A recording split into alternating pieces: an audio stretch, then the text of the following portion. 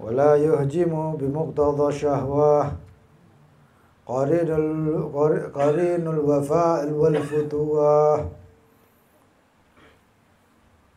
حليف الحياء والمروة ينصف كل أحد من نفسه ولا ينتصف لها من أحد إلى آخر ما قال رضي الله عنه وأرضاه.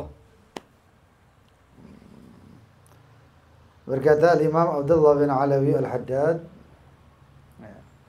Al-Murid, sang penempuh jalan Allah Subhanahu wa ta'ala, man la tastariquhul aghyar, adalah yang tidak diperbudak oleh tipuan-tipuan.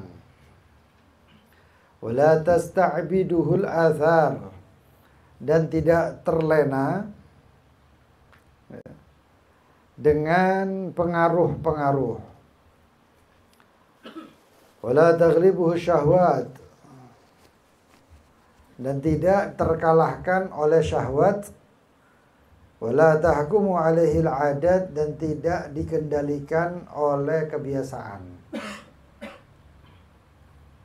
Kalamuhu dzikrun wa hikmah, ucapannya adalah zikir serta hikmah. Samtuhu fikratun wa ibrah, diamnya dia adalah fikratun, tafakkur, wa ibrah, dan mengambil pelajaran. Yasbiqu fi'luhu gaulah, perbuatannya mendahului daripada ucapannya. Wa yusaddiqu ilmahu amalah, dan amalnya itu menjadi bukti daripada ilmunya. Syiaruhul khusyu' wal waqar, syiar dia adalah suatu khusyuk dan waqar, ketenangan. Wa ditharuhu tawadu' wal inkisar, peringainya adalah tawadu' serta inkisar kepada Allah Subhanahu wa ta'ala. Yattabi'ul haq, selalu mengikuti yang hak. Wa yuthiruh, dan lebih mementingkan yang hak. Wa yarfudul batil wa yunkiruh, dan menolak suatu kebatilan dan mengingkarinya. Yuhibbul akhyar wa yuwalihim, mencintai orang-orang terbaik. Wa yuwalihim, dan menjadi pengawas mereka, pelindung mereka. Wa yubghidul ashrar wa yu'adihim, dan kemudian membenci orang-orang yang buruk. Wa yu'adihim, dan memusuhi mereka. Khubruhu ahsanu min khabarih, bukti perbuatannya atau yang nampak lebih baik daripada kabarnya saja.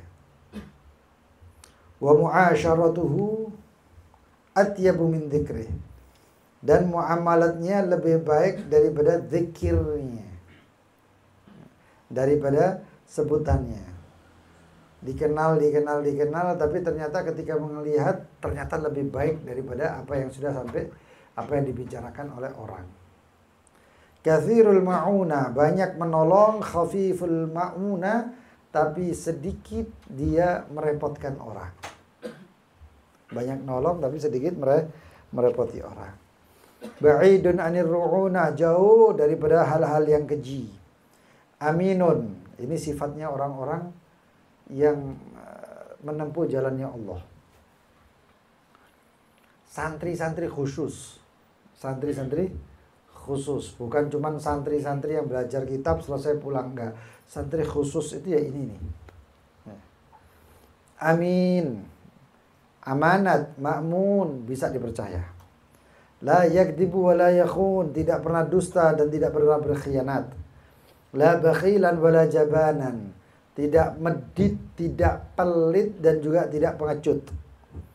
Wala sababan wala la'anan, bukan orang pencaci ataupun orang pelaknat. Wala yashtaghilu an buddih, Tidak sibuk dengan tidak sibuk atau menyibukkan dia daripada apa yang diwajibkan olehnya. La yashihu bima fi yadayhi, tidak pernah kikir dengan apa yang ada di tangannya. Thayyibut tawiyah, peringainya baik. Hasanun niyah, niat-niatnya baik. Sahatuhu min kulli syarrin naqiyah. Sahat itu kebun, teras kebun itu saha. Artinya penampilannya min kulli syarrin, daripada segala keburukan, naqiyah, bersih. Himmatuhu, semangatnya, fima yugarribuhu min rabbi aliyah, semangatnya dari apa-apa yang mendekatkan dirinya kepada Allah Tuhannya, aliyah, sangat tinggi semangatnya. Wa nafsuhu ala dunya abiyah, jiwanya daripada dunia abiyah, menolak. La yusirru alal hafwah, tidak selalu serta-merta terus jatuh kepada suatu kesalahan. Hafwah itu kesalahan. Wala yuqdimu wala yuhjimu bimuqtada syahwah, dan tidak dia melakukan perbuatan, tidak dilakukannya bimuqtada syahwah hanya karena ajakan syahwat. Qarinul wafa, selalu beriringan dengan wafa, penepatan janji. Wal futuwah, futuwah itu seperti fatwa, artinya mengikuti apa-apa yang ternasehatkan, perbuatan baik dan lain sebagainya. Haliful haya wal muruwah, selalu ditemani rasa malu dan muruwah, menjaga harga dirinya. Yunsifu kulla ahadin min nafsihi, yunsif kulla ahadin min nafsihi, dia selalu berbuat bijak kepada setiap orangnya. Setiap orang dia berbuat bijak. Wala yantasifu laha min ahad, dan tidak meminta sifat bijak dari siapapun. Dia bijak, tapi dia tidak menuntut kebijakan dari orang lain. Itu tarbiyatun nafs, itu mendidik hawa nafsunya. Mendidik hawa nafsunya. Harus selalu berbuat baik walaupun orang tidak berbuat baik sama dia. Walaupun itu sebagian ulama mengatakan konyol.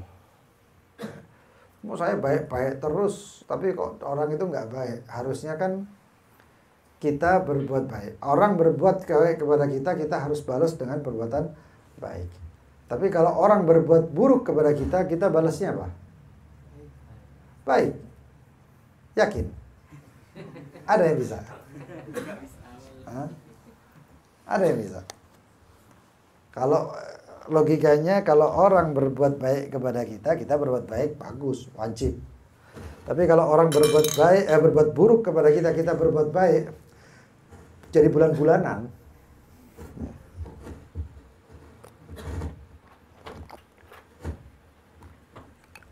Nah, terus bagaimana?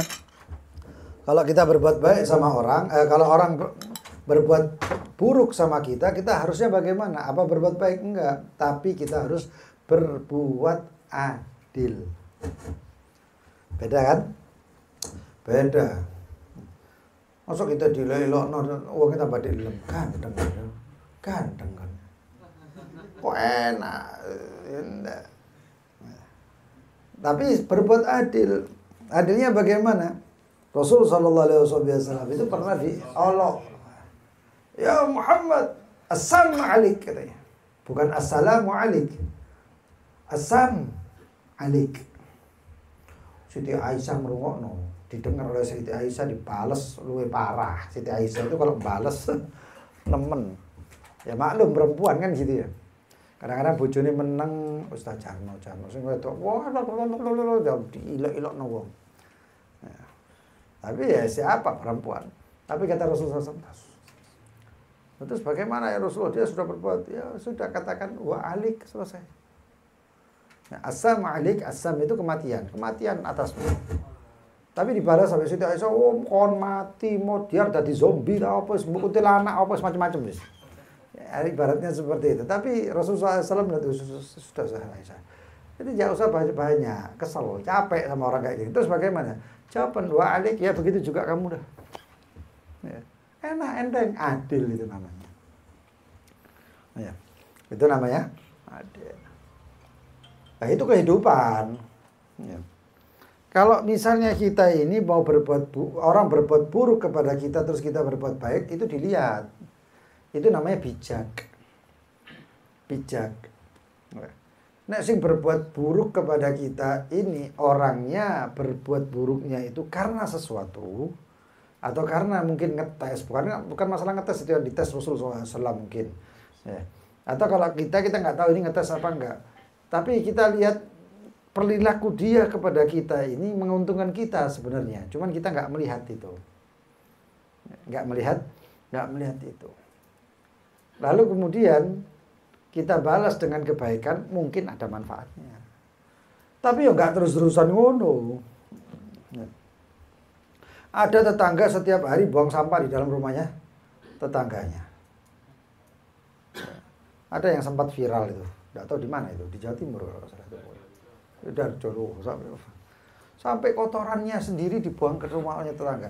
Nek tetangga baik terus ya percuma. Harus ada adil. Bukan buruk. Kalau buruk berarti lebih parah toko tonggo ini berarti. Paham ya? Kalau kita balas keburukan dibalas dengan lebih buruk berarti kita lebih bejat daripada orang itu. Dan caranya apa? Berbuat adil. Nah, adilnya bagaimana? Cari pihak keamanan, laporkan, nanti ada yang menuntaskan dan lain sebagainya, sampai ujung-ujungnya asingkan dia dari kampung itu, usir.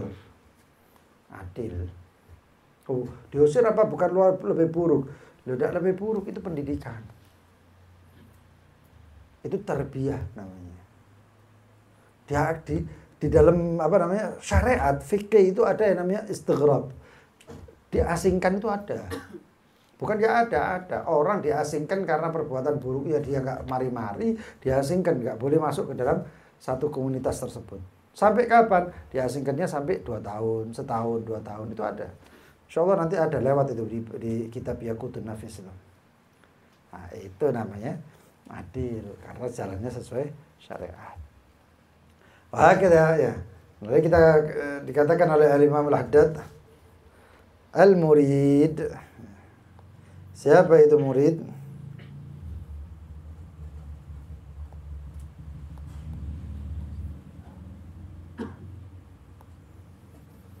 Al-murid, sang penempuh jalan Allah, sifat-sifatnya itu tidak tastariquhul aghyar, tidak terlena atau tidak terbudak dengan tipuan.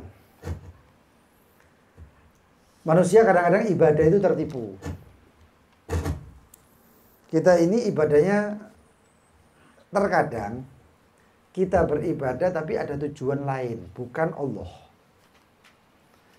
Arahnya memang kita mengikuti perintah Allah. Tapi di belakang itu kita punya modus lain. Apa modusnya itu? Kita berharap balasan dari Allah. Balasannya nggak kudu nang akhirat. Kalau di akhirat itu balasannya surga selesai. Tapi kita minta balasan yang lebih. Nggak sembahyang duha kecuali nek dihadiri sugi. Sembahyang duha itu kok rezekine lancar. Jadi sembahyangnya bukan karena Allah tapi sembahyang supaya rezekine lancar. Baca Al-Qur'an untuk apa? Untuk supaya kita diberi kemudahan sama Allah. Wah, pas ono apa? Ada proyek supaya usahanya proyeknya lancar, wah baca Al-Qur'an terus. Tapi itu karena Allah. Walaupun nanti dibalas itu sama Allah. Ya. Innal ladzina yatluna kitabullah aqamus shalah. Sesungguhnya mereka, kata Allah SWT, yang membaca kitabullah dan mendirikan salat dan menunaikan zakat, mengharapkan daripada Allah tijaratan dan tebur, supaya dagangannya laris manis. Tapi tetap kata Allah SWT dibalas apa? Liwafiyahumullah. Allah akan membalas. Dikasih sama Allah SWT min fadlih, dari anugerah Allah SWT. Tetap orang yang berbuat seperti itu minta ini supaya ini baca Al-Quran, supaya lancar dagangannya, supaya dikasih sama Allah Subhanahu wa taala. Tapi beda daripada orang yang selalu berzikir kepada Allah, tidak punya harapan lain, tidak memiliki apa-apa yang lain. Karena baginda Nabi Muhammad SAW beliau pernah bersabda, hadis qudsi, ya, man syaghalahu dzikri an mas'alati a'taitu afdhala ma u'tis sa'ilin. Allah berfirman, siapa yang sibuk dirinya itu dengan zikir kepadaku daripada minta-minta kepadaku, kata Allah SWT. Allah ya, yang mengatakan Allah. Hadis qudsi. Hadis qudsi itu kata-katanya dari Allah, tapi bahasanya baginda Nabi Muhammad. Nah, kalau ada satu orang dikasih gambaran, misalnya rambu-rambu gitu ya, rambu-rambu begini ini, atau gambarnya orang gimana, ada 3, 4, 5 atau 10 orang disuruh membaca itu rambu-rambu dengan bahasanya dia, itu bisa bahasanya beda-beda. Oh ini nggak oleh mangan, satu lagi oh duduk ini nggak oleh duduk oleh mangan tapi nggak oleh katik sendok, oh ini nggak oleh, itu macam-macam nanti, padahal gambarnya satu. Hadis qudsi itu seperti itu, turun ya, dari Allah Subhanahu wa taala, dibawa oleh malaikat Jibril, dijabarkan dengan bahasa baginda Nabi Muhammad sallallahu alaihi wasallam. Jadi bahasanya dari Rasulullah SAW. Itu hadis qudsi. Dalam hadis qudsi itu dikatakan, ya, siapa yang dia itu sibuk berzikir kepada aku, mengingat aku, kata Allah SWT, ya, daripada minta-minta terus sama saya. Wah, doa boleh, doa itu ibadah. Kita berdoa kepada Allah, kita dihitung ibadah sama Allah. Tapi ketika kita berzikir, ya Allah, ya Allah, ya Allah, ya Allah, ya Allah, la ilaha illallah, sibuk dengan zikir tersebut, Allah itu kita ngomong nggak ngomong, kita minta nggak minta, Allah tahu apa yang kita minta. Ya. Allah tahu apa yang kita minta. Makanya Imam Al-Haddad mengatakan, qad kafani ilmu rabbi min su'ali wa ikhtiyari. Sudah cukup, qad kafani ilmu rabbi, cukup ilmunya Allah. Ya. Min su'ali wa ikhtiyari, dari permintaanku dan apa yang aku mau. Sudah zikir.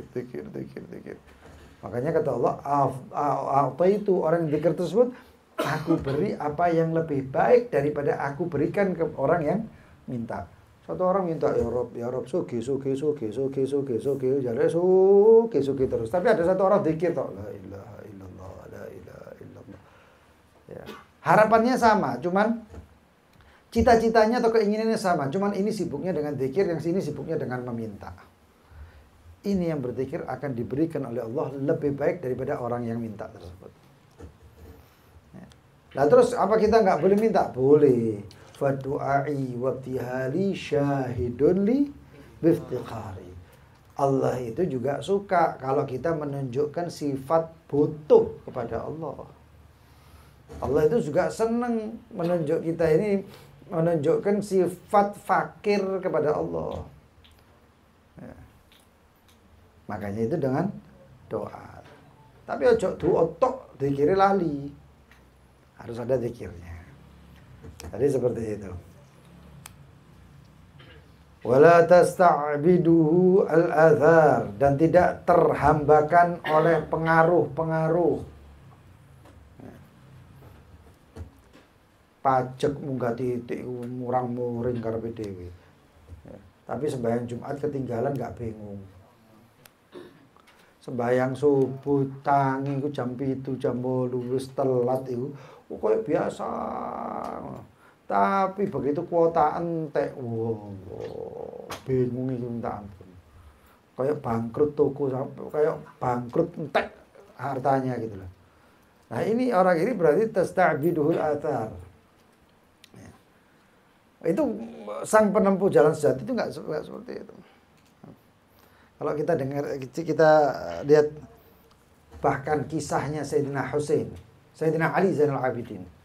Sayyidina Ali Zainal Abidin itu, dia tahu tugasnya sebagai hamba. Dia tahu apa yang terbaik. Ayahnya yaitu Sayyidina Husain dipenggal di depan matanya. Puluhan, belasan bahkan puluhan daripada keluarganya mati di depannya. Tapi yang subhanallah, ribut. Dunia waktu itu, zaman itu ribut. Sampai suatu ketika, Sayyidina Ali Zainal Abidin kemudian pulang ke Madinah. Di Madinah, ada satu orang, termasuk, apa ya, ibaratnya itu komandan-komandan yang peperangan ini. Orang-orang tokoh dalam perang yang membunuh ya, atau pertempuran pemberontakan atau pertempuran yang membunuh Sayyidina Husain tersebut itu dikejar-kejar mau dibunuh sama kerajaan waktu itu.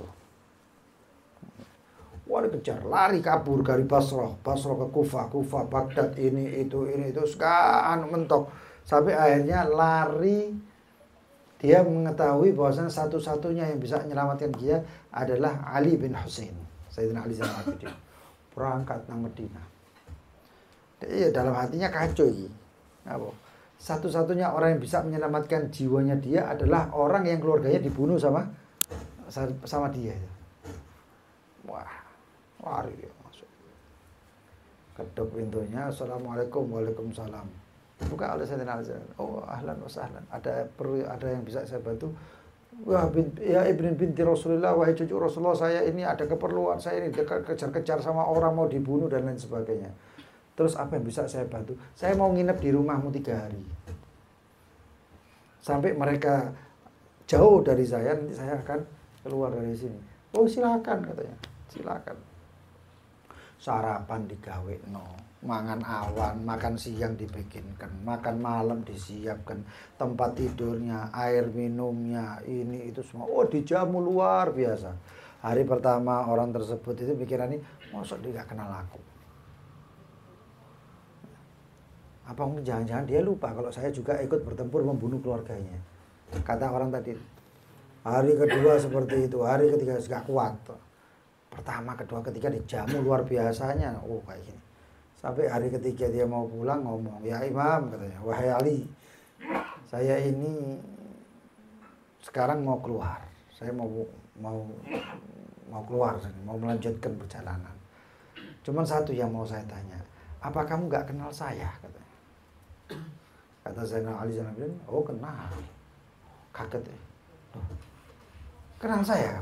Iya. Loh, saya siapa? Ya kamu yang membunuh keluarga saya. Kamu yang membunuh keluarga saya, ayah saya dan lain sebagainya, kan pasukanmu dan kamu termasuk mereka yang berpartisipasi. Loh, terus kenapa kamu masih berbuat baik sama saya, kata orang tadi. Loh, ya itu bedanya. Waktu kamu membunuh keluarga saya dan semuanya itu adalah akhlakmu. Lah kamu masuk ke rumah saya jamu dan lain sebagainya, itu akhlak saya. Beda gitu. Perbedaan akhlak itu ada. Itu nah, kalau kita orang ya sembuh dadi apa iku remek hancur dimutilasi paling ngono. Tapi lihat subhanallah. Sampai dikatakan, "Nah itu akhlakmu kayak gitu, akhlak saya kayak gini." Imam Malik ya atau Imam Ahmad bin Hanbal yang saya ceritakan itu. Di prank dok ada undangan. Nanti malam diundang sama tetangga sebelah, ya tekau di parahnya, Assalamualaikum, Waalaikumsalam. Katanya ada undangan. Oh, enggak ada, saya enggak ngundang kamu. Balik. Sehari, 2 hari, 3 hari, 4 hari, 5 hari, sampai akhirnya sing ngeprank, yang ganggu, yang menggoda tadi itu enggak kuat ngomong. Diparani. Sampai kok enggak ngamuk-ngamuk sih? Ya Imam Ahmad bin Hanbal, kenapa kamu enggak marah-marah padahal saya loh iya, kamu kan ngundang saya datang.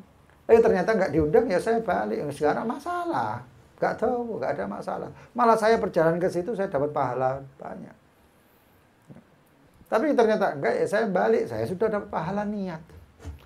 Wong iku mau ngene, waduh di prank tak ngene cara ya. Beda. Yang kemarin saya kisahkan itu ya. Seorang sahabat, Masya Allah. Bojone sambat. Konco-koncomu itu konco-konco sing bener katanya. Teman-temanmu itu bukan teman-teman yang benar. Loh kenapa? Kalau kamu pas ada duit ini mereka datang semuanya. Tapi begitu kamu nggak ada duit, mereka kabur dari kamu semuanya. Kata orang tersebut, sahabat tersebut, loh iku konco yang bener ku ya kayak ngono wae. Bingung. Loh kok bisa? Iya. Ketika dia tahu saya ada rezeki, mereka datang. Tapi ketika mereka tahu saya tidak ada rezeki, mereka nggak datang karena takut mereka merepoti saya. Makanya mereka nggak datang. Bojone kena mental begitu. Ya kayak gitu itu ya, luar biasa. La tasta'bidhul athar, gak pengaruh. Oh, bumi jongkar walik kaya apa kepae. Waduh, Beb, gajiku dipotong iki, potong iku, potong iki toto rene entek, Beb sing ngekeki kon rezeki tutuk gajian, rezeki liya ono. Ya. Manusia itu nggak bisa, sampai dikatakan kalau nggak salah Imam Syafi'i atau siapa mengatakan kalau manusia ya, mencari-cari tahu jalannya rezeki, apa ya'ish, la ya'ish, nggak bakal urip menungso itu, stres. Aku nggak kerja ini, oh pak aku nggak buka toko, ini kok aku nggak oleh duit, dah jangan khawatir duit itu duduk nanti ketok di tempat lain ada. Ya. Dengan cara yang lain itu caranya Allah, itu caranya Allah, itu rahasianya Allah. Masa ape pamit sih nang sampean? Kon kok tak kayak rezeki buka toko yo. Enggak harus.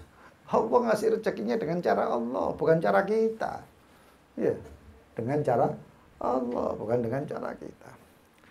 Wala taghlibu syahwat.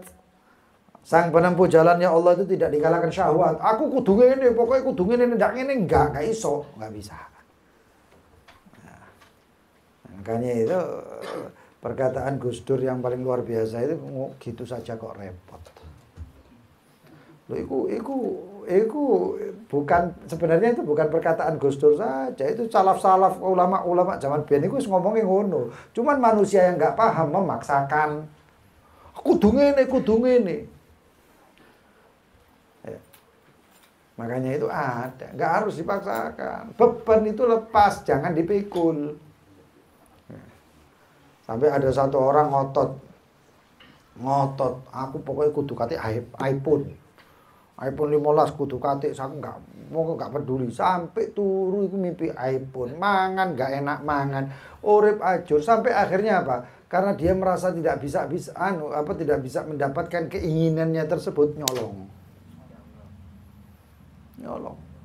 Terus kalau itu memang rezekimu untuk kamu, ya datang kepada kamu, selesai. Cuman kita ini minta sama Allah, dzikir sama Allah. Ya, itu syaratnya orang ingin mendapatkan apa tujuannya itu bukan cuman aku tuh kerja, enggak. Taat pertama itu. Kita sudah bahas itu kemarin. Syaratnya orang mencari kerja, bekerja untuk mencari penghidupan, ma'isyah, asbab. Itu kan sudah jelas, kudu taat, bertakwa. Ya. Bagaimana syaratnya wong nganggur itu kudu sabar. Kon nganggur kepingin sugih gak sabar, ya cok nganggur kerja. Kan gitu. Ya. Sa'atus sadar kudu legowo. Ya Allah. Aku ngene rek. Coba aku ana duit iso aku tapi aku gak ada duit. Ya legowo wong kon gak kerja kok. Nah, itu ada kan sifat-sifat. Begitu juga ya sudah dibahas lah itu ya. Kalau orang mau kerja ya kayak gitu, kudu bersabar. Dan jangan kesibukannya itu mengganggu hubunganmu dengan Allah. Gara-gara pelanggannya kayak itu sembahyang duhur diundur sampai seperempat jam sebelum asar. 15 menit tak durung asar. Yo asar. Hati-hati. Disitulah awal kebangkrutanmu. Disitulah awal kegagalanmu.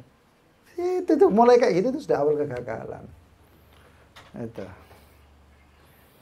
Wahakala. Wala tahkumuhu alaihi al-adat.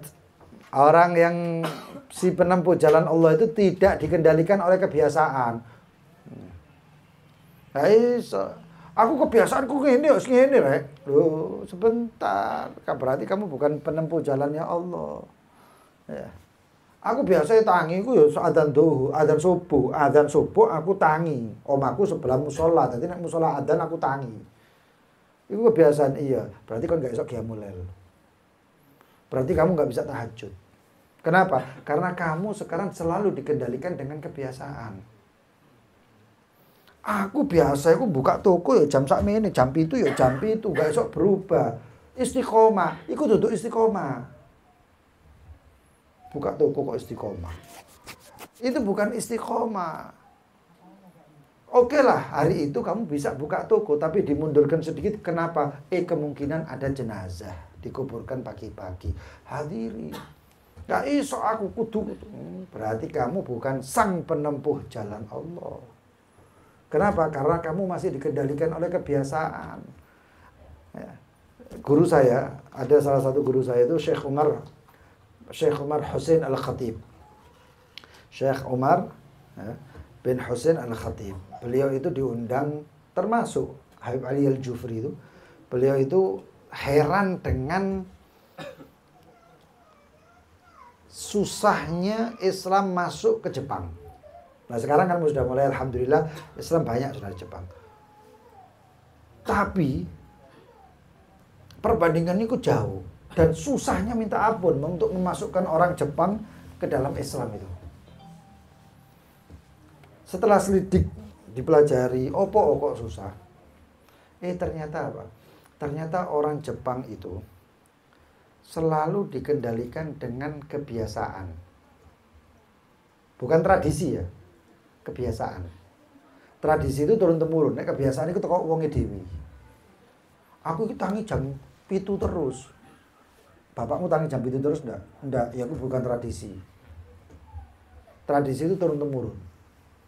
Ya.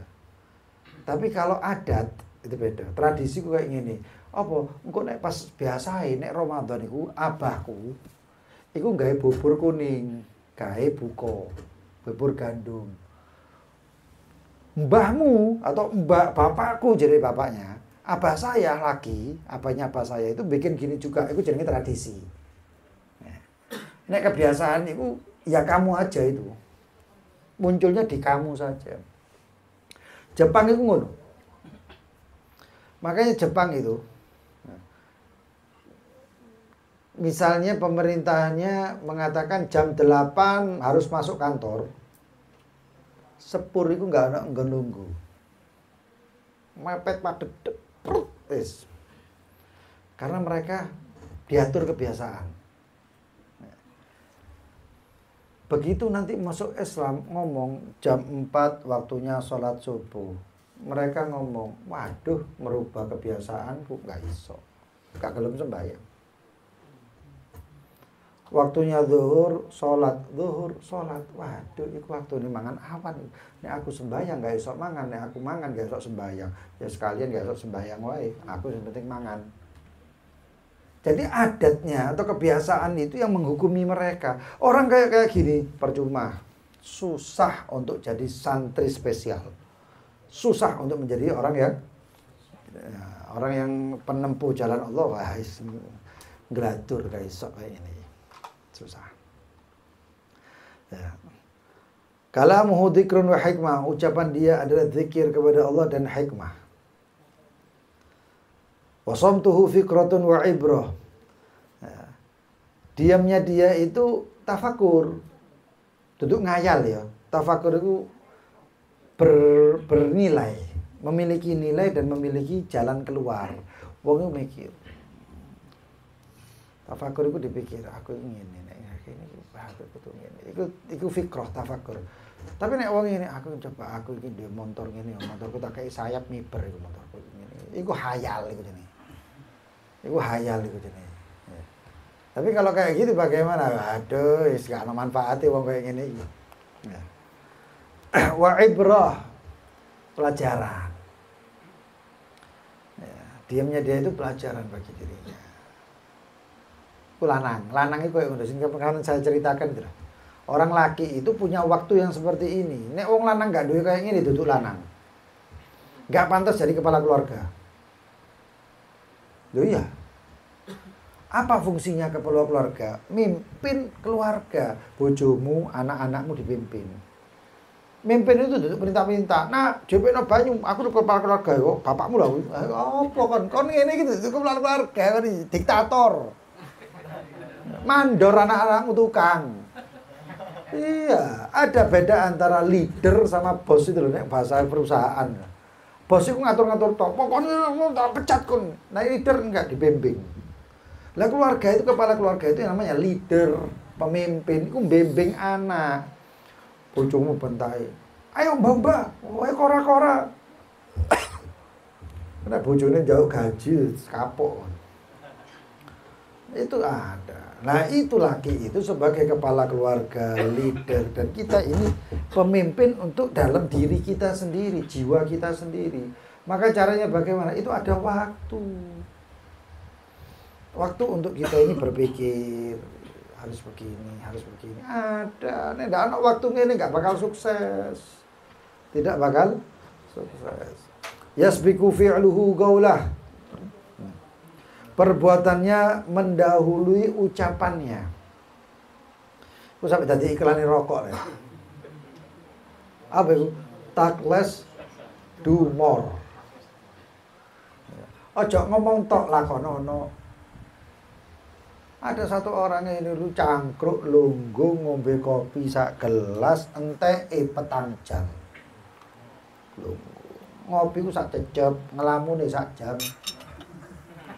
Ngomong tok ambek kancane, kok nek ana proyek ngene, ngono wis bagus iku ngene ngono ngene. Terus ya apa? Mbok lakoni? Enggak. Iku rencana tok. Kapan bergerake? Enggak. Wah, iku kopi siramno coba gombe. Nek wong ngene iki berarti sik turu wong iki. Ah, ini masih tidur. Ini mimpi belum bangun ini orang. Ya enggak mari-mari kalau gitu. Sama seperti satu orang kepengen tahajud. Aku kok kepengen tahajud. Alarmnya nggak dipasang. Alarmnya nggak dipasang. Dia tidak mengetahui caranya untuk bangun malam. Karena kebiasaannya memang itu wong nggak tahu subuh wae telat terus moro-moro tadi kepengen tahajud itu ya apa caranya. Repot. Pasangan alarm enggak usah dipasang. Kok tak tangi-tangi dhewe. Enggak tangi. Biasa subuhnya telat jam itu kok tangi tahajud. Harus ada ya perbuatan-perbuatan. Makanya baginda Nabi Muhammad SAW enggak bisa kita pakai tawakal. Nek memang Allah mengharapkan kita bangun tahajud kok tangi-tangi dhewe. Lu sampel iku. Enggak bisa. Satu orang datang membawa ontanya ya, atau kudanya, tamu tersebut mau mendatangi Rasulullah SAW. Oleh Rasulullah dikatakan ikat tunggangan. Kata dia tawakal.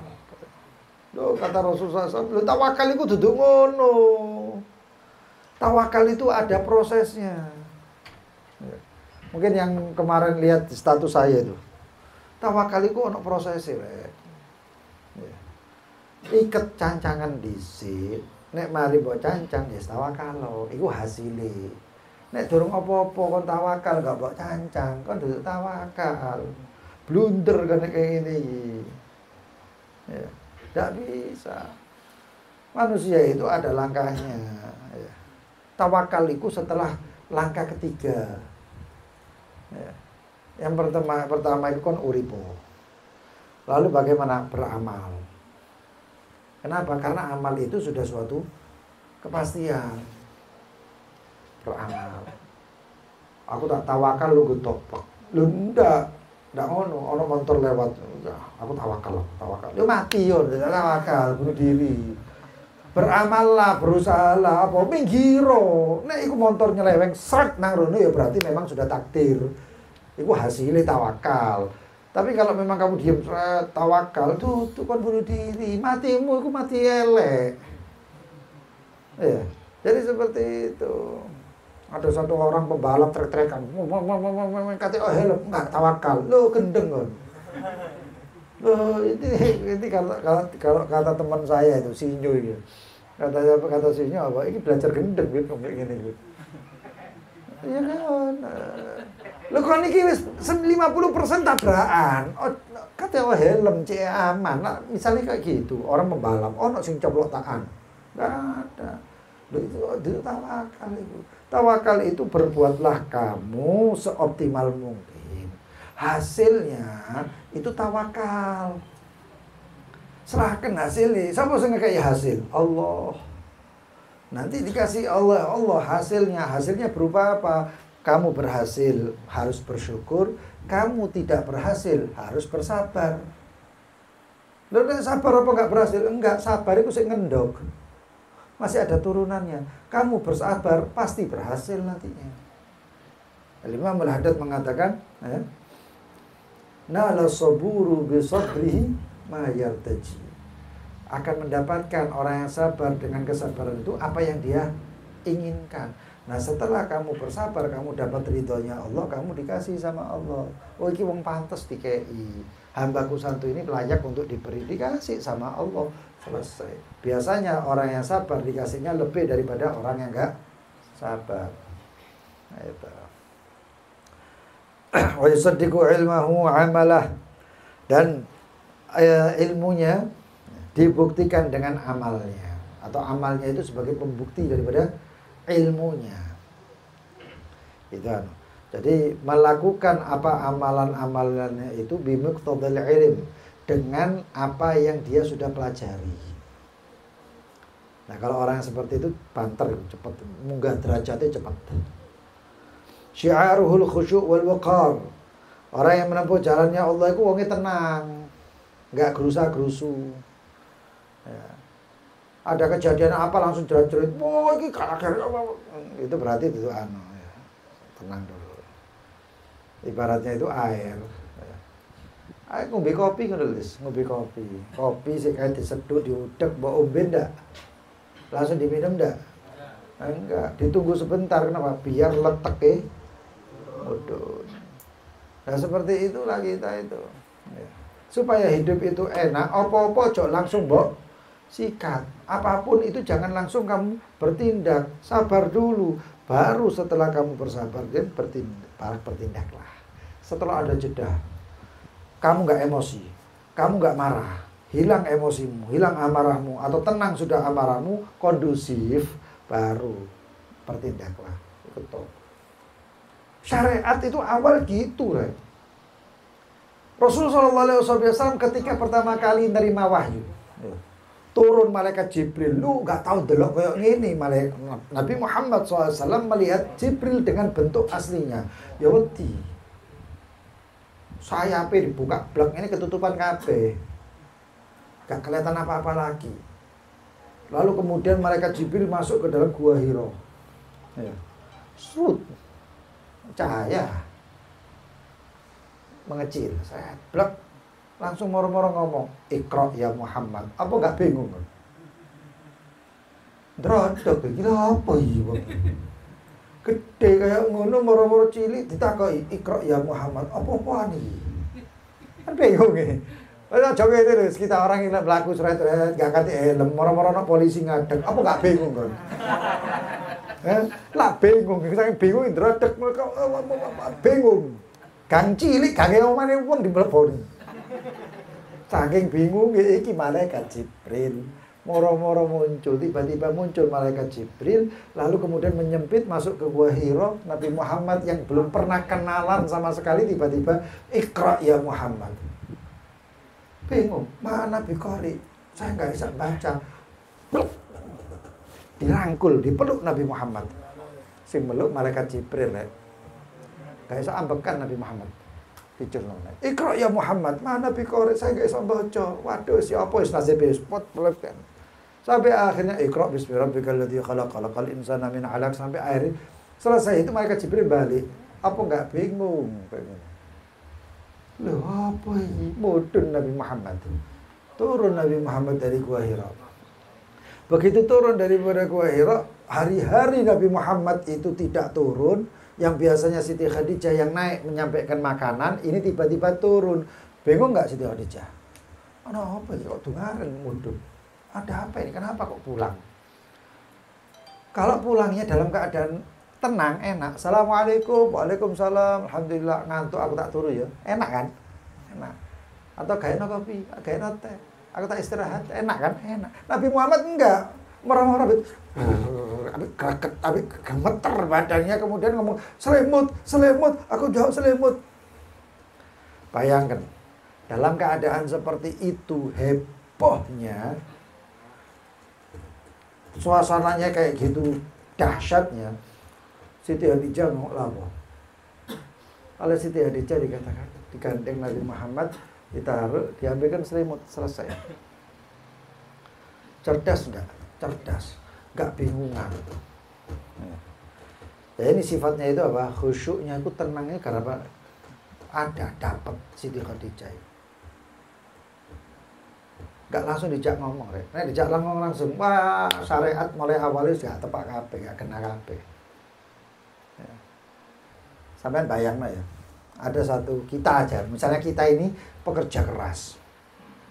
Tiba-tiba kita pulang dalam keadaan waduh, bingung, kakean pikiran. Duduk ditemani sama istri, buka pintu kita, assalamualaikum, waalaikumsalam. Aduh, ambil ngobrol-ngobrol, aduh ya apa. Istri yang cerdas biasanya ini sih, jarno sih ai. Itu cerdas. Tapi nek istri ini kurang cerdas, Mas ono apa, Mas? Mas ono apa, Mas? Mas aku ya melok bingung, Mas. Apa, Mas? Apa enggak gara tambah bingung iki? Hah? Si suami ku tambah bingung, tambah apa kok iki? Tambah bingung. Kenapa? Didiamkan dulu. Siti Khadijah gitu cerdas, dimenang nasi. Besoknya baru ditanya, ya Pak sudah tenang.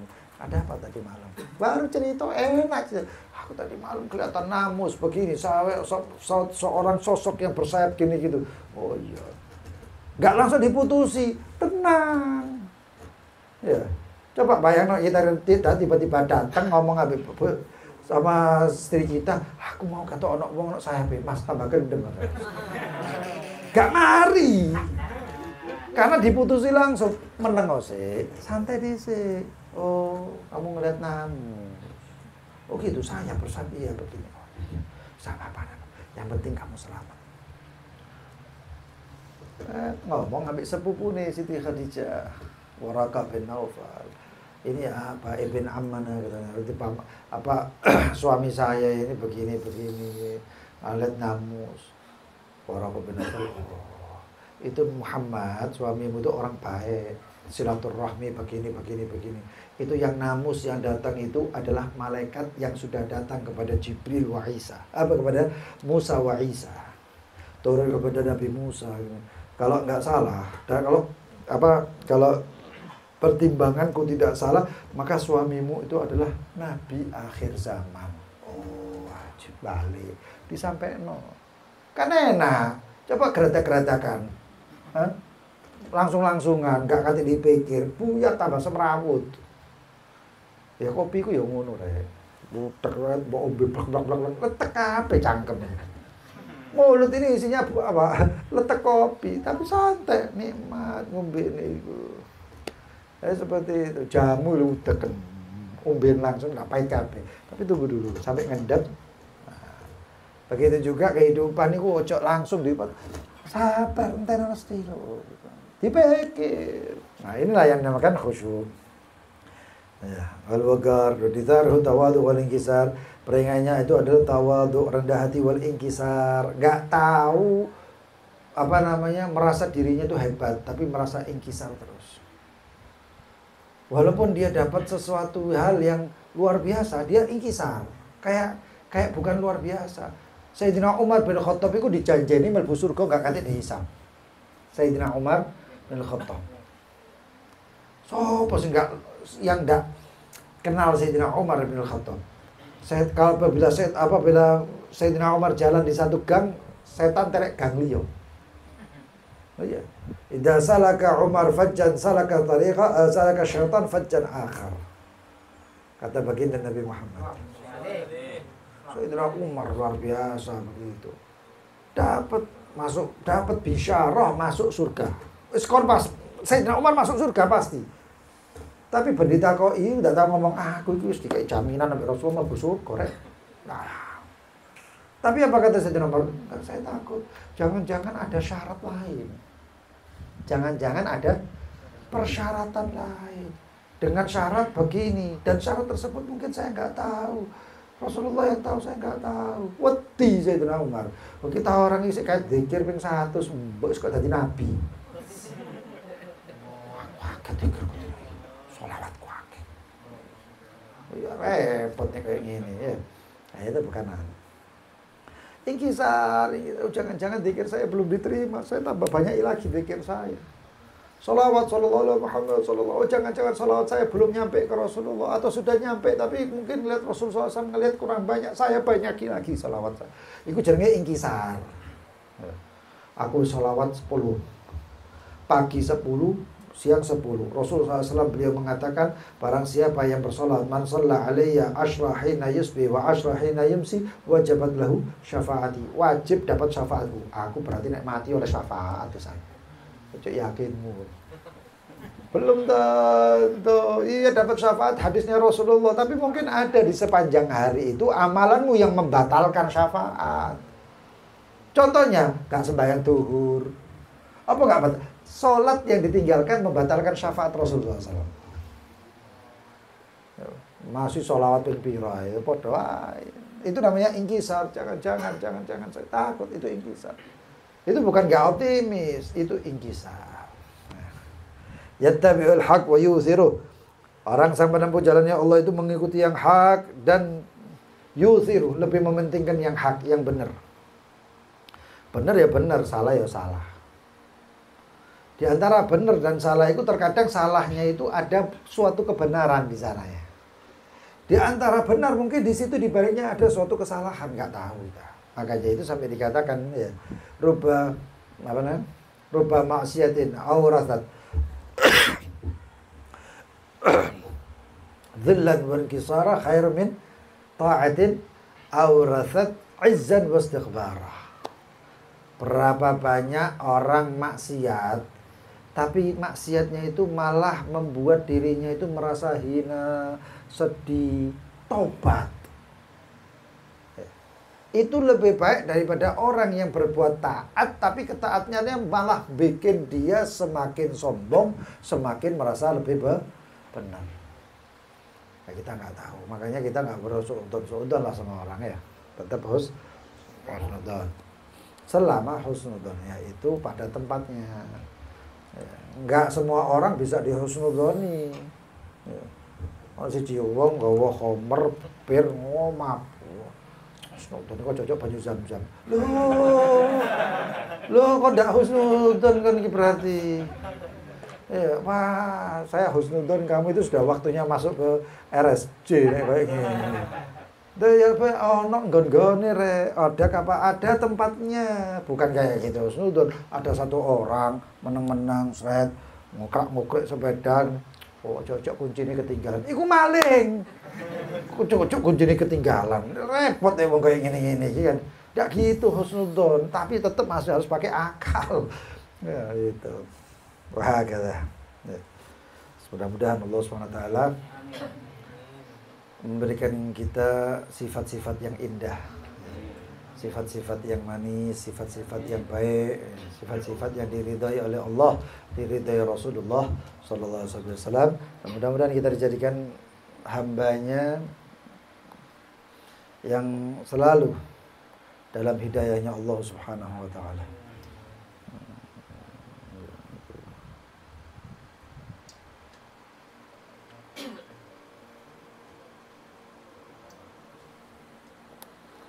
Wallahu ta'ala alam. Karena semua syaitan ya.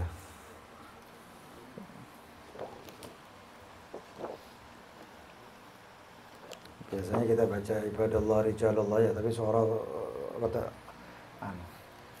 kita baca Fatihah langsung ya.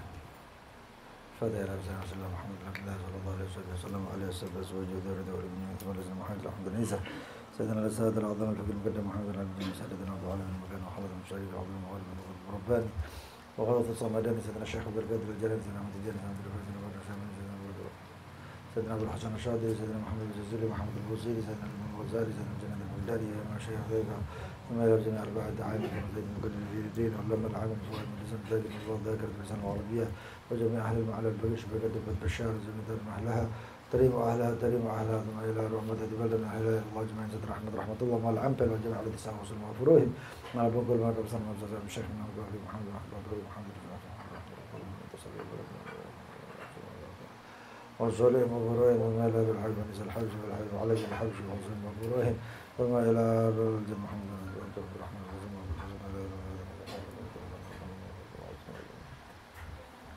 Rasul wa barakatuh ثم إلى الحج عليه السلام أجدك رجنا من تجزم تجزم تجزم ذاكر رجل عبد العظيم من مدار النصر بن مطير محمد بن دمجر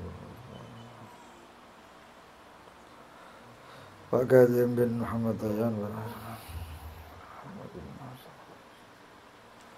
وأصولهم وفروعهم ووالدينا ووالديكم وأمواتنا وأمواتكم وأموات المسلمين أجمعين أن الله تخشاهم ورحمة ومغفرة وأن الله يغفر لهم ويرحم درجة الجنة وكثر مثوات مضاف حسنة محفوظنا بالجنة من بهم من بركات بأصارهم وبارهم علومهم ونفعاتهم في الدين والدنيا والآخرة. الفاتحة.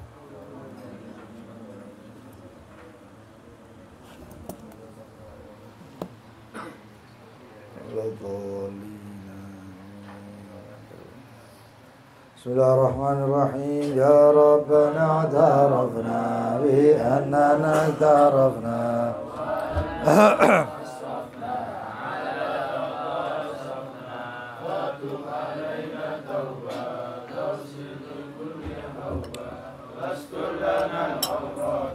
وآمن الروعات واغفر لوالدينا ربي ومولودنا والآل والإخوان وسائر البلاد وكل بمحبة أو جيرة أو صحبة والمسلمين أجمعين بأسماء فضلا وجودا منا لا باكتساب منا للمصطفى رسولي نحظى بكل سولي صلى وسلم ربي عليه عد الحب وآله وصحبه إذا تصل صحبي والحمد للإله بالبدء والتنام.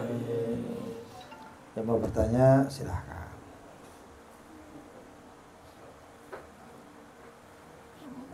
Assalamualaikum warahmatullahi wabarakatuh.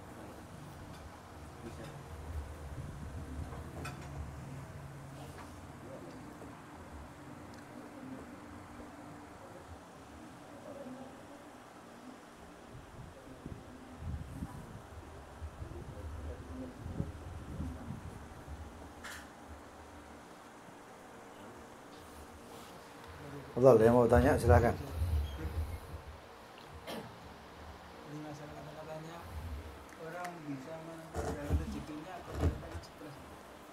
Hah? Tahu Bapak, rezekinya di situ kok. Oh, bukan itu. Kalau stres kabeh berarti. Enggak. Kalau kita memikirkan jalan rezeki, ini kata Imam Syafi'i kalau nggak salah, beliau mengatakan kalau kita ini memikirkan jalan rezeki, kita stres. Mata Aisyah. Kamu tidak akan hidup enak. Kenapa?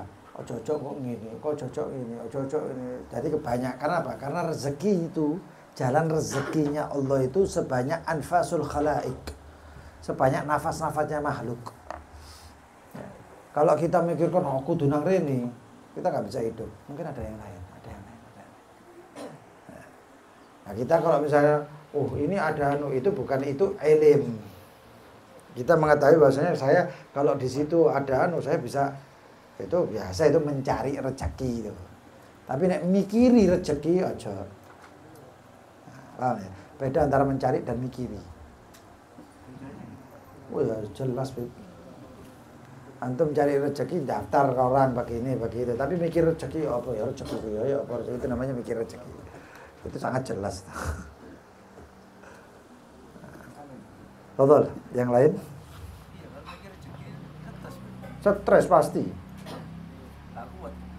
bisa, rezeki dibukit. Itu sudah tugasnya Allah. Kita tugasnya ibadah.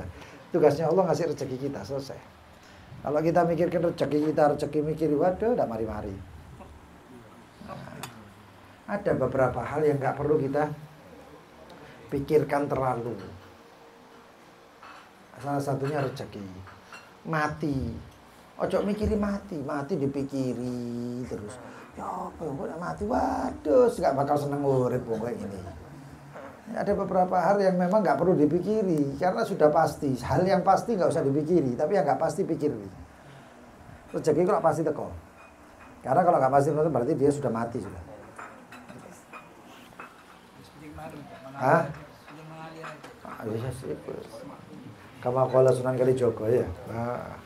Tonton, yang lain mungkin. Jadi nggak usah dipikir, nggak terlalu dipikir Maksudnya? supaya nggak stres tinggi. Rezeki pasti ada enggak? Allah jam Kadang-kadang mikir nah ini nggak ini, ya apa ya, tapi duit lah duit, nggak mangan. orang yang mengatakan saya nggak punya duit, kalau diperiksa kantongnya nggak duit. Nah, makanya itu kalau terlalu mikiri gitu nggak bisa anu. Harus yakin.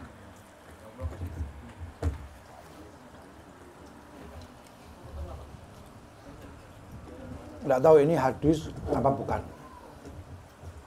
Cuman ini perkataan sering terulang-ulang.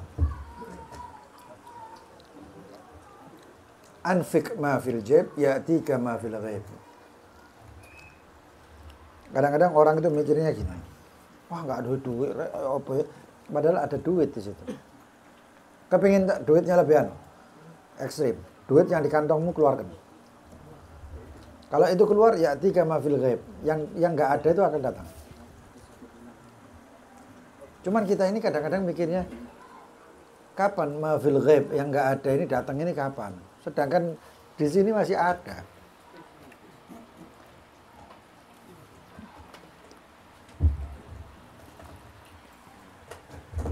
Betul, yang lain?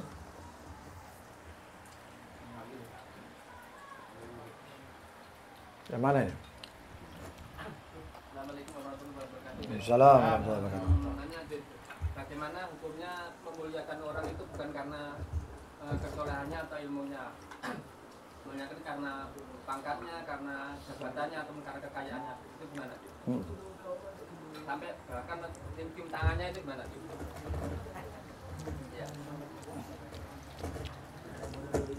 Orang yang memuliakan orang karena kemuliaan agamanya, dia akan mulia. Tapi ketika orang memuliakan, saya lupa teksnya Pak, ini anu. Tapi ketika orang memuliakan seseorang karena jabatan dan karena kekayaannya, dia akan hina. Orang yang memuliakan itu akan hina. Lah kita bagaimana? Kalau ada orang kaya, orang ini kaya, lalu kita ini mau memuliakannya, jangan memuliakan dia karena hartanya. Berharap kok tak muliakan saya dapat duit nanti, atau saya dapat jabatan nanti. Enggak. Tapi muliakan dia karena kemuliaan yang Islam, yang Islam mengajarkan kita memuliakannya. Seperti apa? Dia lebih tua dari saya. Saya diundang sama satu orang. Orangnya itu ilmu syariatnya kurang, bahkan sering tanya sama saya. Sering. Tapi sogene minta ampun.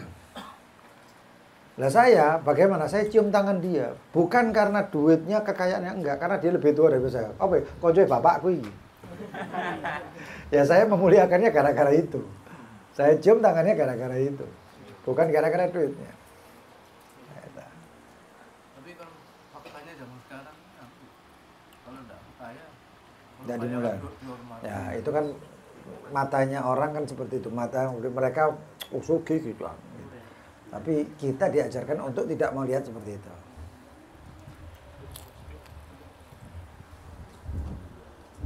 Ada yang lain? kalau acara maulud Enggak mau dulu. langsung duduk depan Oh. Itu. Dihormati karena kaya. Ya itu. Ya itu kesalahan namanya. Kesalahan. Jabatannya tuh aku di depan. Karena apa? Karena dia kaya. Kalau orang nggak punya, asal dihormati. Itulah kesalahan. Tapi kalau kita perbaiki Soro. Kenapa? Ya sudah menjadi kebiasaan. Kecuali kalau antum undang orangnya ini full kiai-kiai pesantren atau siapapun yang punya pesantren, antum kasih tempatnya itu, kasih nama. Ini kursi sudah ada namanya DDW baru. Tapi besoknya nggak ada yang datang majelis itu. Wah, apa kursinya dikayak, jadi repot. Maka apa? Kembali ke satu hadis Rasulullah SAW. 3 orang ya, mendatangi satu majelis. Yang satu datang duduk di tempat yang kosong. Yang satu lagi duduknya di akhir majelis. Ya. Yang satu lagi a'rad, berpaling. Kata Rasulullah SAW, orang yang datang dekat, Allah dekatkan. Yang dia malu, Allah malu sama dia. Yang berpaling, Allah berpaling sama dia. Selesai. Kaya nggak kaya, terserah. Yang penting kembali ke hadisnya itu. Makanya itu, hadis atau dalil itu dipakainya sesuai dengan keadaannya. Kadang hadis itu kita pegang, malah kita menjadi sombong, karena hadis itu bukan pantasnya untuk dia. Ya. Tapi ada hadis, yang hadisnya itu harusnya untuk dia. Saya kasih contoh. Mungkin ada yang pernah lihat hadisnya, hadis yang disampaikan oleh Gus Wafi. Tahu Gus Wafi?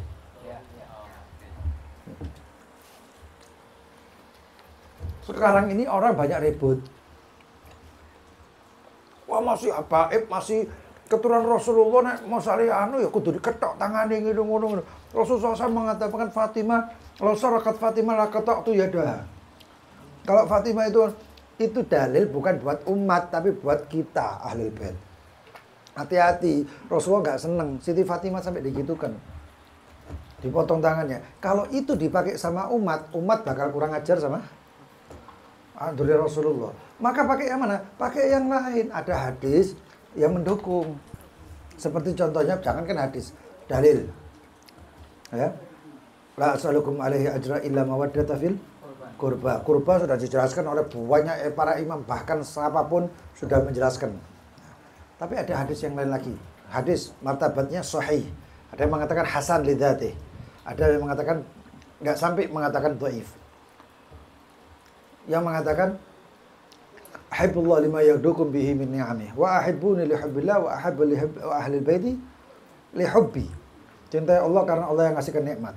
Dan cintai aku, kata Rasulullah, karena kalian cinta sama Allah. Dan cintai keluargaku karena cintamu kepada saya, kata Rasulullah. Nah kalau itu hadis dipakai untuk umat semuanya. Tapi begitu hadis Fatimah saya potong tangannya, itu hadis buat ahlul bait. Kau hati-hati, tetap kudu jalani syariat. Nah, kalau kamu nggak jalankan syariat, Fatimah saja, Siti Fatimah saja dipotong tangannya kalau misalnya dia menjalankan syariat. Lah ini namanya adil dalam dalil. Lah kadang-kadang kita nggak adil dalam dalil. Dalil ini pokoknya orang dalil ini sembuh, nggak harus. Ya, itu berarti bukan orang munsif, bijak, bukan orang yang bijak seperti itu. Nah, seperti halnya itu, ada tempat kosong, orang kaya datang masuk, mau telat, mor-mor tuh. Lah orang kayanya ngelihat di situ kosong kok. Ya diduduki. Coba ngelihat ya kosong, nggak duduk. Itu salahnya. Tapi kadang-kadang yang salah juga orang yang punya majelis. Masuk gini dicepat, ini nggone fulan yo, itu salah. Yang salah siapa? Yang punya majelis.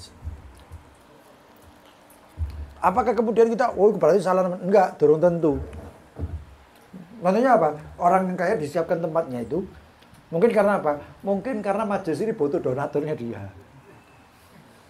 Nah kita bagaimana? Oh ya apa? Berarti salahnya? Enggak. Kita, tugas kita husnudzan.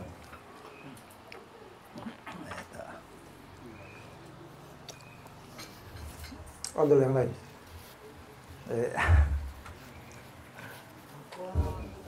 Kredit tapi harganya beda sama yang cash, Bu ya. Lalu yang kedua, hukum kerja namun katakanlah saya sebut tukang parkir. Ya. Tukang parkir ini kan Bu ya, apa? Tiap harinya kan ngasih setoran. Ada nggak ada itu harus ada, Bu. Nah itu hukumnya bagaimana? Yang kedua nggak boleh, batil itu. Oh, oh iya. Ya apa, ada nggak ada pokoknya nyetor. Berarti gurur. Itu kedua. Yang pertama tadi apa? kredit tapi beda sama cash. Harganya. Oke, sekarang kreditnya bagaimana? Kreditnya bisa katakanlah kalau cash katakannya 200. Ya, itu contohnya kan. Kreditnya bagaimana? Kreditnya ada bunganya atau tidak? Enggak ada. Oke, kreditnya tidak ada. Nah, sekarang kita kembali lagi. Transaksinya itu pakai satu harga apa dua harga? Pakai dua. Kalau cash segini. Pengumumannya sama yang saya sampaikan waktu itu di mana? Di Yakut ya. Dua harga itu kayak gini. Saya jual ini, jika kamu cash kamu bayar sekian, jika kredit sekian, itu 2 harga, haram. Nggak boleh. Tapi kalau belum transaksi, oh ini ini HP ini, misalnya HP ini atau sepeda motor ini harganya, kan ada brosurnya ya. Kalau cash harganya sekian. Tapi kalau kredit harganya sekian. Kita milih. Oh iya, kalau gitu saya ambil kredit. 1 harga apa 2 harga? Boleh.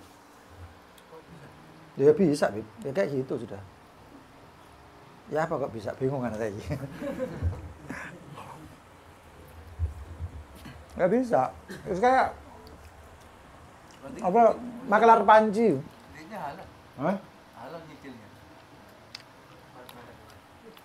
Nyicil haramnya di mana? Bukan halalnya, haramnya di mana?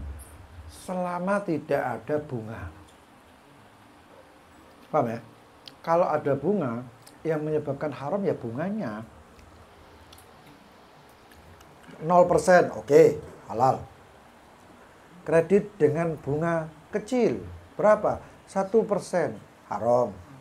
Kalau gini, mau 1 juta, jadi 1.100.000, tapi nggak ngomong bunga. Halal apa? Itu apa? Antum dulu, ini apa ini? Apa ini? Barang. 1 juta kalau cash. Iya. Oke. Karena ini kan anak ngambil untung. Ya. Nggak ngomong bunga. Ngomong bunga cuma 1.100.000 itu ya. Yang di peredaran ini cash sama kredit harganya sama apa beda? Beda. Sama aja. Itu bukan bunga. Harganya beda karena apa? Karena ini ada keringanan buat ente bayarnya tempo. Kalau ente cash sekarang nggak bisa. Itu keringanan. Bunga itu gini. Kredit sekian. Ya, misalnya kredit aku nggak tahu kredit itu apa. Sepeda motor. Berapa bulan biasanya? Tahunan. Isok turu ya kono. Benulan bayar 1 juta misalnya ngene. Isok turu. Alhamdulillah, mudah-mudahan rezeki lancar kabeh. Terpaksa be kok ndak dalam. Iya. Motor kan ndak kemana. Makanya saya bilang karena enggak tahu. Berarti cash. Enggak. Nanya. Alhamdulillah Allah ngasih cash. Soalnya tukunya murah-murah tadi cash. Lalu gini. Keringanan enggak itu kalau kredit? Ringan kan? Antum punya uang 30 juta, antum bayar cash. Plak, entek. Tapi antum punya uang 30 juta, bisa dicicil 3 tahun. Kan nanti di situ 30 juta bisa antum puter dan lain sebagainya. 1 juta dikeluarkan untuk bulan ini. Keringanan enggak? Berarti otak itu bantu enggak? Bantu kan? Ya sudah. Karena yang jadi masalah ini nanti harganya ya otomatis di mana-mana gitu. Tapi akhir zaman ini kan bunga tuh kan bisnis. Yang Nggak bisa. nggak lihat agama. Makanya itu akhir zaman banyak orang pemakan riba. Makanya kita sebagai seorang muslim gimana? Jauhi riba, tetap hukumnya nggak beda. Menyikapinya dulu. Hati-hatilah dalam bermuamalah. Riba ojo mbok lakoni. Kalau sudah antum terjun riba, Allah sudah menjelaskan di Al-Qur'an, wa daru ma baqiya minar riba. Hati-hati dengan riba. Sampai akhir ujung-ujungnya Allah mengatakan wa danu biharbin minallah wa rasulih. Umumkan perang dari Allah. Allah mengumumkan peperangan. Muamalah banyak yang nggak riba, kredit banyak yang nggak riba. Kalau lebihnya harga itu anggap itu adalah keringanan, itu sudah sama kita. Tapi kan orang sekarang itu gini, penting anak kerja, masa bodoh, penting anak dapat gaji. Makanya itu barang siapa Bisa pegang uang bang. haram halal nggak ngurus. Itu sudah ancamannya Allah adalah ya begitulah, seorang siapa yang di dunianya ya lah. Nah, ya itu muslim nggak muslim sama aja. Neraka itu bukan khusus untuk orang kafir. Wong muslim ya mlebu neraka. Ya. Nggak dilihat KTP-nya sama malaikat Ridwan Malik. Wah konon, nggak ada. Antum sudah waktunya masuk neraka ya neraka. Barang siapa yang halal haram nggak peduli di dunia atau di masa hidupnya, maka dia tidak akan pernah peduli dimasukkan ke neraka atau surga. Nggak peduli, nggak urus. Kan dipedulikan, melebut rokok dipedulikan. Sebagaimana mereka, itu sudah ketentuan dunia, sudah ketentuan hidup. Syariat itu sudah kayak gitu. Akhir zaman begini ya, akhir zaman ya jangan mengikut akhir zaman. Tapi ikutlah jalur syariat itu kan sudah ada jalurnya. Akhir zaman itu nanti ada jalan tol. Ya karena jalan tol antum mau ke Jakarta, jalan tol nang Bali ya nggak tutup. Ada jalurnya. Syariat itu ada jalurnya. Antum ikuti jalur tersebut sampai halal haram kan dikatakan innal halal bayyin wa innal haram bayyin. Sudah seperti itu. Kan orang kajian ya gini, tapi di luar sudah lah. Ya, itulah hidayah. Masa bodoh, penting tulus kan gitu. Itu manusia segitulah. Itu fala yalumanna illa nafsah. Jangan kecewa selain dirinya. Untuk tadi nomor 1 itu bukan 2 harga kalau caranya seperti saya tadi. Tapi kalau misalkan sini wae ayo, kon kontan sakmene, kon anu sakmene ya apa? Itu 2 harga. Tapi ketika kita ditunjukkan harga kontan sekian, harga kredit sekian, lalu kita ini kan belum transaksi. Belum kan? Belum. Lalu kemudian ya sudah, saya beli dengan kredit. Sah. Satu harga enggak? Ya itu harga kredit atau harga tempo seperti itu. Berarti halal. 1.100.000 itu halal. Halal. Tempo ya. Halal. Kredit itu ditentukannya gini, Beb. Setiap bulan cicilannya itu dengan bunga sekian. Itu kalau bunganya ini loh yang antum telat kena denda bunga enggak? Ya, itu bunga itu yang nggak boleh.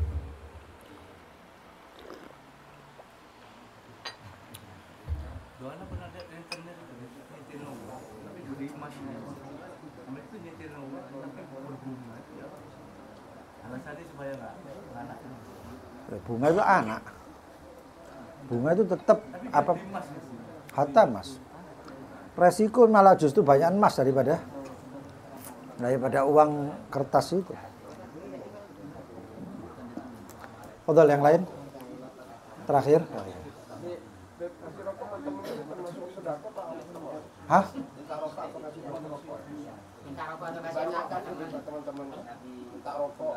Ya, itu mungkin anggapannya berbuat baik, tapi kalau sedekah enggak. Karena sekarang saya tanya, rokok thayyib apa enggak? Hah? Halal, thayyib enggak? Nah, innallaha thayyibun la yaqbalu illa thayyiban. Kebaikan aja. Nyenang no hati menurut saya. Kemarin aku lihat drama-nya Habib Umar, cara orang rokok di sini. Instagram apa orang milih rokok Itu syairnya Habib Abdullah bin Umar Syatri, apanya Habib Salim. Tastahsin tumbaka wa tastahi an tasta'mila miswaka. ini kenapa meninggalkan sih memilih rokok padahal apa ya dana ketipuan Iya, anda tahu itu. Repot itu. Ya, perbedaan pendapat, bukan hukumnya ada 2, perbedaan pendapat. Perbedaan pendapat itu bukan dinamakan hukumnya ada 2, enggak. Ulama ini memfatwakan hukumnya makruh, ulama ini memfatwakan hukumnya haram. Loh, hukumnya ada 2, enggak, antum suruh milih sekarang. Oh, ngikut makruh, berarti orang-orang yang rokok itu udah kita katakan oh berbuat haram, enggak. Oh, berbuat haram berarti orang yang mengatakan haram, begitu dia ngerokok berarti kamu melakukan perbuatan haram.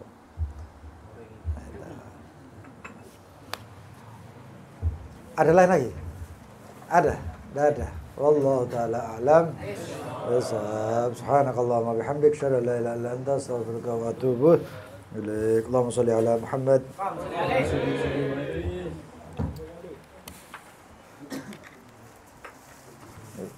Endi sing bisa? Bu Fakir mana Bu? Iya, anak tadi ketemu DE pas maghrib. Pada ngajak Widati makan soto.